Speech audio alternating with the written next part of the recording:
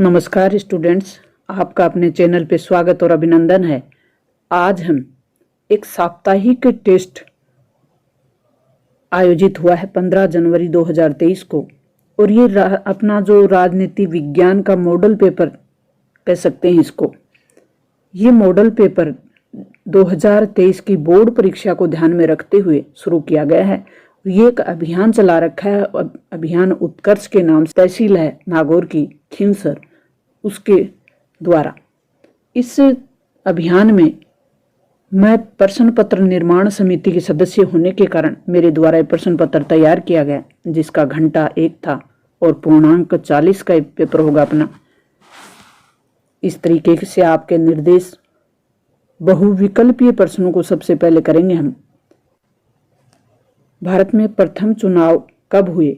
तो भारत में प्रथम चुनाव 1952 में हुए थे। आप भी इस टेस्ट पेपर में भाग लेकर अपनी राजनीति विज्ञान की तैयारी को बेहतर कर सकते हैं और बोर्ड परीक्षा में अच्छे मार्क्स आएं, इसके लिए आप प्रयास कर सकते हैं। ये साप्ताहिक टेस्ट पेपर होगा और बोर्ड परीक्षा जब तक नहीं होगी तब तक इस प्रकार के मॉडल पेपर आपके पास पहुंच जाएंगे, मेरे द्वारा बनाए हुए, और हल करने के बाद आप तक पहुंचाए जाएंगे। बढ़ते हैं नेक्स्ट प्रश्न की ओर। भारत विभाजन के समय रजवाड़ों की संख्या क्या थी? तो 565 रियासतें थी उस समय। स्वतंत्र भारत में विकास का कौन सा मॉडल अपनाया गया था? तो स्वतंत्र भारत में विकास कैसे हो, इसके लिए जो मॉडल भारत के समक्ष थे उस समय, वो एक था पूंजीवादी तो दूसरा था समाजवादी। क्योंकि हमने समकालीन विश्व राजनीति वाले चैप्टर का पहला शीत युद्ध के दौरान हमने पढ़ा कि अमेरिका और सोवियत संघ विश्व 2 ध्रुव में बटा हुआ था। एक का नेतृत्व तो अमेरिका कर रहा था तो एक का सोवियत संघ कर रहा था। अमेरिका ने पूंजीवादी मॉडल अपना रखा था तो सोवियत संघ ने समाजवादी। भारत ने इन दोनों की अच्छाइयों को ग्रहण करते हुए, पूंजीवाद और समाजवादी, और एक अपनी भारतीय परिस्थितियों को ध्यान में रखते हुए एक बेहतर मॉडल को अपनाया, वो था मिश्रित अर्थव्यवस्था का मॉडल। भारत में योजना आयोग की स्थापना कब हुई? तो भारत में 15 मार्च 1950 को योजना आयोग की स्थापना हुई। भारत कब स्वतंत्र हुआ? तो 14 और 15 अगस्त 1947 की मध्य रात्रि को भारत स्वतंत्र हुआ। भारत में प्रथम आम चुनाव के समय 1952 में कितने प्रतिशत मतदाता थे? वो साक्षर थे। तो भारत में उस समय, तत्कालीन समय में जब प्रथम आम चुनाव हुए, उस समय मात्र 15% लोग थे वो साक्षर थे। प्रथम आम चुनाव में कांग्रेस पार्टी ने कितनी सीटें जीती? तो प्रथम आम चुनाव में कांग्रेस पार्टी ने 364 सीटें प्राप्त की। भारत में चुनाव आयोग की स्थापना कब हुई? तो भारत में चुनाव आयोग की स्थापना जनवरी 1950 में हुई। प्रथम पंचवर्षीय योजना, प्रथम पंचवर्षीय योजना की अवधि क्या रही? तो 1951 से 1956 के बीच प्रथम पंचवर्षीय योजना की अवधि रही। भारत का संविधान कब लागू हुआ? तो भारत का संविधान 26 जनवरी 1950 को लागू हुआ। अगर अंगीकृत पूछा जाए तो 26 नवंबर 1949 हो जाएगा। अति लघुत्तरात्मक प्रश्न होंगे। प्रथम पंचवर्षीय योजना में किस क्षेत्र पे जोर दिया गया? तो कृषि क्षेत्र पे जोर दिया गया प्रथम पंचवर्षीय योजना में। स्वतंत्र भारत ने नियोजित विकास का मॉडल किस देश से ग्रहण किया? यानी भारत का विकास करने के लिए एक मॉडल अपनाया, उसमें किस देश से ग्रहण किया? तो सोवियत संघ से। स्वतंत्र भारत के प्रथम प्रधानमंत्री कौन थे? पंडित जवाहरलाल नेहरू। स्वतंत्र भारत में किस प्रकार की शासन प्रणाली को अपनाया गया? लोकतांत्रिक शासन प्रणाली को भारत ने अपनाया, डेमोक्रेसी को, यानी जनता का जनता के द्वारा और जनता के लिए शासन व्यवस्था। भारत में प्रथम चुनाव आयुक्त कौन बने? प्रथम चुनाव आयुक्त बने सुकुमार सेन।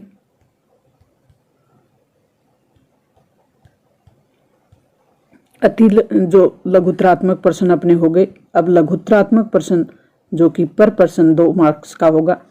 भाग्य वधु की चिर परिचित भेंट, ये भाषण किसके द्वारा दिया गया? पंडित नेहरू के द्वारा।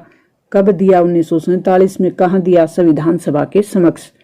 भारत के विभाजन का क्या आधार तय किया गया था? तो भारत का विभाजन धर्म के आधार पर तय किया गया था।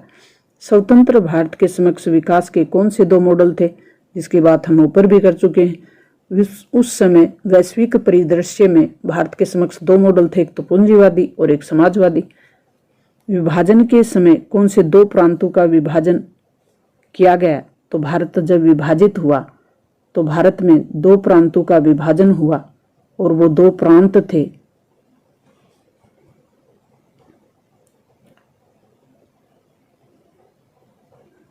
वो थे पश्चिम में पंजाब तो पूर्व में बंगाल।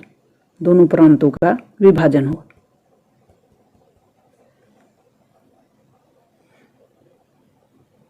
भारत में 1950 से चुनाव की कौन सी पद्धति अपनाई गई? तो भारत में 1950 से चुनाव की पद्धति सार्वभौमिक वयस्क मताधिकार की पद्धति अपनाई गई। सार्वभौमिक वयस्क मताधिकार का मतलब होता है कि 18 वर्ष से ऊपर का हर भारतीय नागरिक, वो चाहे किसी भी जाति, धर्म, लिंग, वंश का क्यों न हो, उसे चुनाव में भाग लेने का अधिकार होगा, वो मतदान में भाग ले सकता है।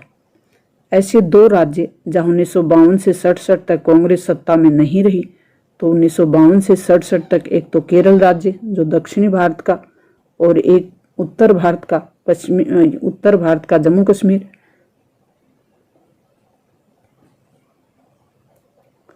दीर्घ उत्तरीय प्रश्न, जिसमें पर प्रश्न 3 मार्क्स का होगा। भारत में कांग्रेस पार्टी लंबे समय तक सत्ता में रही, तो इसके कोई 3 कारण, या कांग्रेस पार्टी के प्रभुत्व के कोई 3 कारण, प्रश्न ऐसे भी बन सकता है। तो लंबे समय तक कांग्रेस पार्टी सत्ता में रही, प्रभुत्व में रही, तो इसके 3 कारण थे कि कांग्रेस पार्टी की स्थापना 1885 में हुई थी और कांग्रेस पार्टी के नेतृत्व में ही पूरा स्वतंत्रता आंदोलन चला। तो एक वारिस के रूप में, स्वतंत्रता आंदोलन में वारिस के रूप में कांग्रेस पार्टी जनता के सामने थी अब 1952 से, और एकमात्र पार्टी थी जिसका संगठन मजबूत था और जनता तक उसकी पहुंच थी। कांग्रेस, तीसरा कारण हम इसमें नोट कर सकते हैं कि एक करिश्माई व्यक्तित्व, पंडित नेहरू जैसा करिश्माई व्यक्तित्व कांग्रेस पार्टी में था। भारत में मणिपुर के विलय पर संक्षिप्त टिप्पणी लिखनी है। मणिपुर का विलय भारत में कैसे हुआ, हैदराबाद का विलय भारत में कैसे हुआ, तो इसमें हम मणिपुर के विलय की बात करेंगे। तो मणिपुर के जो शासक थे वो थे बोध सिंह।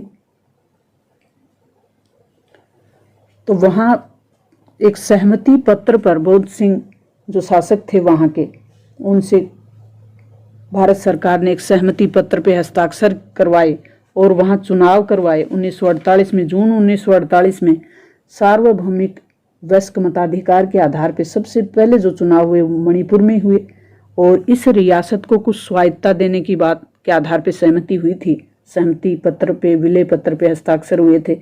वहाँ के राजनीतिक दलों में मतभेद थे, लेकिन फिर भी भारत सरकार ने रियासत को सहमत कर लिया, वहाँ के शासक को सहमत कर लिया और वहाँ राजतंत्र की स्थापना कर दी।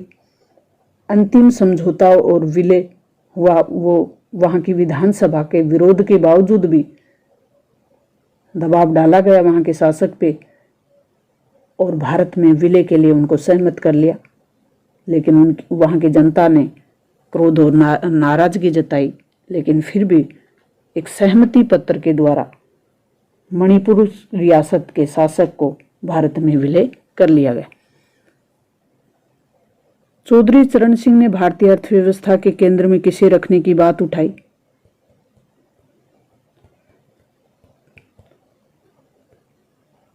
कृषि को नियोजित विकास के केंद्र में रखने की बात उठाई, क्योंकि भारत एक कृषि प्रधान देश है।